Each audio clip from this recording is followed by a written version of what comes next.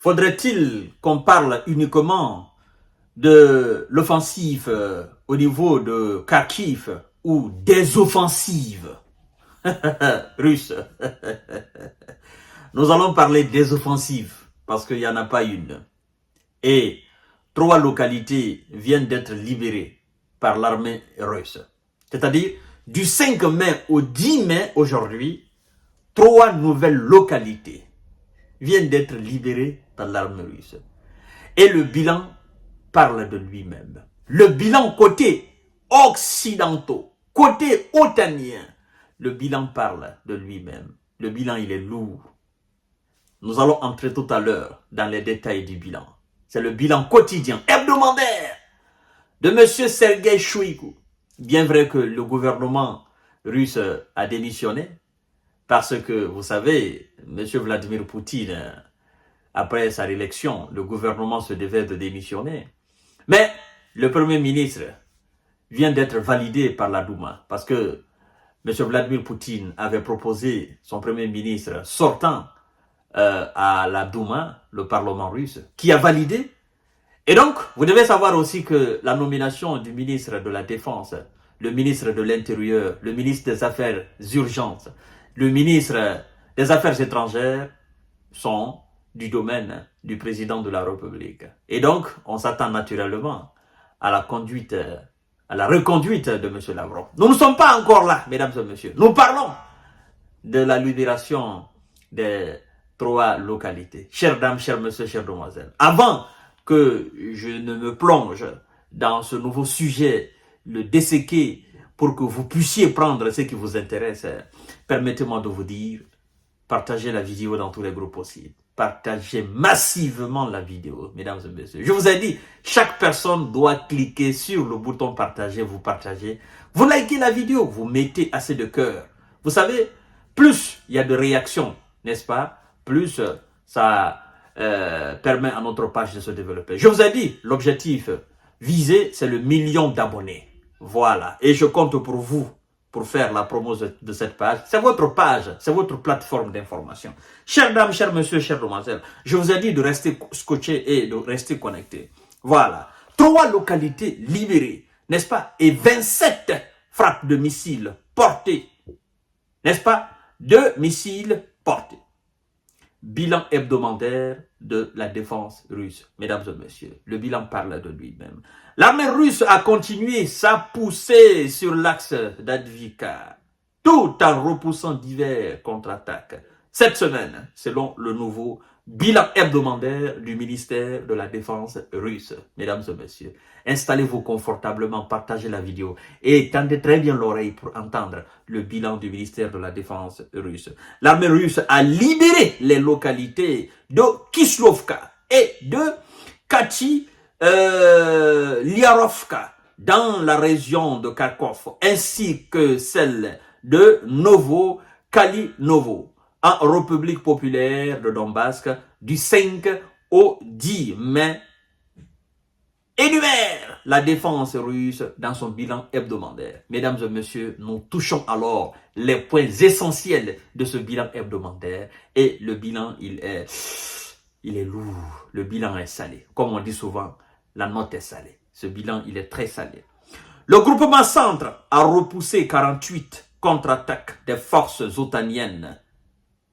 Voilà, les forces otaniennes ont perdu plus de 2360 militaires. Mesdames et messieurs, c'est énorme. Le groupement centre. Kiev et ses alliés ont perdu 1015 hommes et 3 chars dans la zone de responsabilité du groupement ouest. Il y a centre, il y a ouest, il y a sud. Il y a même côté. C'est ça, au fait. Voilà. Le groupement sud, je parlais tout à l'heure du sud, non? Voilà. Écoutez maintenant ce que le groupement sud a fait. Ça parle de lui-même. Le groupement sud a continué à s'enfoncer plus profondément dans les défenses ennemies. Le groupement sud a continué à s'enfoncer plus profondément dans les défenses ennemies. C'est comme un serpent. Vous voyez, le serpent qui rentre dans un grand trou. N'est-ce pas? Débarrassé de toute forme de peur. Le serpent, il va. Tous les éléments tous les ennemis fuient devant lui. Et le serpent s'installe confortablement dans ce trou-là, avant le lancement d'une autre opération. Mesdames et messieurs, c'est ça. Le groupement sud a continué à s'enfoncer plus profondément dans les défenses ennemies. L'armée de Kiev, n'est-ce pas, et ses alliés, y a perdu, n'est-ce pas, plus de 1985 soldats, mesdames et messieurs. 1900. C'est pourquoi je vous ai dit que le bilan parle de lui-même. Je préfère répéter mot par mot, n'est-ce pas, ce que dit la défense russe que d'inventer des balivernes ou des mensonges, mesdames et messieurs. Alors, chères dames, chers messieurs, chères demoiselles, partagez la vidéo dans tous les groupes possibles. C'est pas encore fini. Il y a le groupement Dniepr. Et ça, c'est du lourd. Partagez la vidéo. Mon devoir, c'est de vous informer. Le vôtre, ce n'est pas une obligation, mais c'est de partager. Chaque personne qui suit mes vidéos, je vous prie de partager cette vidéo. Je vous ai dit, l'objectif, c'est d'atteindre le 1 million d'abonnés. Voilà. Le groupement Dniepr a repoussé une contre-attaque d'un commando des alliés près de Robotino dans la région de Zaporijie, détruit 20 pièces d'artillerie, dont 11 M777 de facture américaine et neutralisant 240 militaires ennemis. Quand ils disent de facture américaine, vous savez, ce qui me plaît chez les Russes, c'est que eux, quand ils frappent, en fait, ils ont les éléments à main. Quand ils détruisent des chars, ils ont les chars là à main. Donc, ils identifient les chars. Quand ils détruisent les lance-roquettes multiples, ils en ont à main. Ils détruisent. C'est-à-dire, ils ont la marque. Ils savent qui a fabriqué ça. Vous comprenez? Donc, chaque élément touché et abandonné par les troupes adverses, les troupes otaniennes, la Russie reprend les marques. Ça, c'est de facture allemande. Ça, c'est de facture américaine. Ça, c'est de facture française. Ça, c'est de facture. Vous savez, l'exposition la fois dernière des armes russes, des armes occidentales en Russie, ça vient corroborer effectivement les dires du ministère de la Défense russe. Vous savez, quand la Russie dit c'est de facture américaine, et soyez sûr, c'est de facture américaine. Quand elle dit c'est de facture française, soyez sûr, soyez rassurés, c'est de facture française. Quand elle dit allemande, quand elle dit franco-italienne, soyez sûr. Vous comprenez? Parce qu'en réalité, si vous les démentez, ils vont vous montrer les carcasses, n'est-ce pas, de ce qu'ils appellent marque ou de facture franco-italienne, franco-allemande ou de facture américaine. C'est ça au fait. C'est pourquoi il est très difficile de les démentir. Parce que eux, ils parlent toujours avec des preuves à l'appui. Il s'agit de la guerre. Ce sont des anges de la guerre. Mesdames et messieurs, alors, le groupement Est, je vous ai dit, il y a le Sud, il y a Est, il y a l'Ouest, il y a, n'est-ce pas, il y a le Centre, il y a même des à côté. Le groupement Est a amélioré sa position tactique et frappé 2 brigades mécanisées et 2 brigades de défense territoriale des Alliés. Mesdames et messieurs, 13 soldats des Alliés se sont rendus en une semaine. Ils se sont rendus, eux ils ont dit, bon écoutez, nous franchement on en a marre, on se rend. Parce que là, on a compris qu'on n'a aucune chance. Il n'y a pas d'échappatoire pour nous. On se rend. Eux, ils se sont rendus. Donc, eux, ils sont aujourd'hui sains et saufs. Ils boivent tranquillement, ils dorment tranquillement, ils se lavent tranquillement, ils mangent tranquillement. Ils ont des beaux rêves maintenant. Ils sont sortis du cauchemar, au fait. Ce n'est pas de la faiblesse, mais c'est de la réalité, en fait. L'armée russe a effectué 27 frappes groupées contre l'industrie de guerre des Alliés, en utilisant notamment des missiles hypersoniques Kinjal. Ce nom-là, ça me fait peur. Quand j'entends Kinjal, c'est comme si vous disiez ninja. Mais Kinjal, alors. Des missiles mer, sol et air, sol, de grande portée et des drones.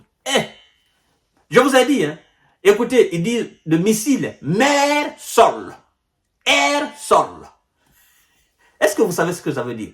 C'est-à-dire de missiles mer, la mer. C'est-à-dire du missile qui, ça sort de la mer, ça frappe le sol. Ça frappe le sol, ça frappe l'air. C'est pourquoi ils disent missile mer, sol, air, sol. Hypersonique, Kinjal. Les entrepôts de missiles de fabrication occidentale a été détruits dans la région d'Odessa. Voilà. L'armée russe a abattu un Sukhoi 27 des Alliés et détruit 3 missiles Attackmus. Voilà. Ainsi que 17 bombes aériennes guidées Heimer. Les forces russes ont alors anéanti des systèmes de défense anti-aérienne des alliés, des ateliers de production, d'embarcation, des centres de déploiement de merceaux et des équipements militaires stockés dans des gares ferroviaires. Mesdames et messieurs, c'est pas moi. C'est la défense russe qui vient de nous informer. Et donc, moi, je ne fais que vous passer l'information et de vous dire que nos amis occidentaux n'ont aucune chance face à ces puissants ours qui sont sur le terrain et qui dévorent tout sur leur passage. Nous disons tout simplement appeler à la négociation afin que le monde soit tranquille. Parce que là, Volodymyr Zelensky, il est devenu paranoïaque. Il ne sait pas quoi faire. Je vais venir tout à l'heure sur lui parce que ce qu'il vient de faire, c'est monstrueux. Mais avant tout, restez scotchés, partagez la vidéo dans tous les groupes possibles. C'était le bilan, n'est-ce pas, hebdomadaire quotidien. C'est-à-dire du 5 jusqu'au 10, aujourd'hui, vendredi, ce que la Russie a fait sur le terrain. Et c'est pas encore fini, parce que ils sont en train d'avancer vers Kharkiv, et je sais très bien que cette ville aussi, cette localité, va naturellement tomber. Parce que quand la Russie dit, nous sommes tout prêts, il faut savoir tout simplement que c'est déjà encerclé, comme on aime dire en Côte d'Ivoire, c'est déjà bé. Voilà, mesdames et messieurs, à tout à l'heure pour notre série d'informations de décortiquage. Restez branchés, c'est Monsieur J Visionnaire pour les bonnes informations et les décortiquages.